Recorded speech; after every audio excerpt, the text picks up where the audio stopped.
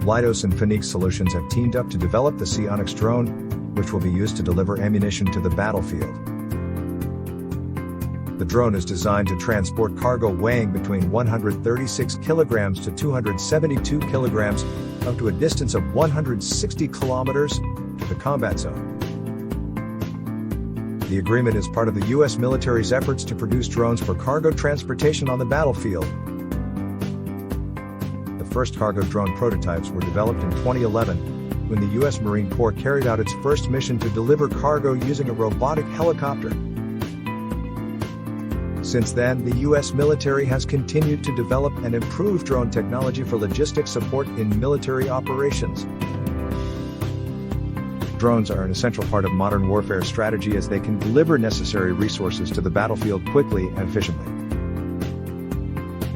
In addition, the use of drones reduces risks for soldiers who can remain safe outside the combat zone.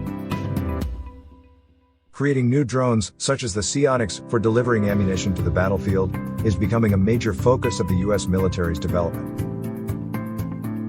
This is because non-standard methods of combat are increasingly used in modern conflicts, which require flexibility and quick reactions from the military. The Pentagon is also monitoring the use of drones in Russia's war against Ukraine to identify the key factors in the use of unmanned aircraft in modern warfare. The use of additional autonomous systems can significantly reduce the time and risks associated with transporting goods to the battlefield. In addition, the use of drones can reduce logistics costs and ensure timely delivery. Leidos already has experience in developing unmanned systems. In 2019, they launched a project to create an unmanned maritime system for delivering goods to previously inaccessible areas. Phenix Solutions, which has joined the project, is also developing unmanned aerial vehicles for military purposes. However, potential risks associated with the use of drones on the battlefield need to be considered.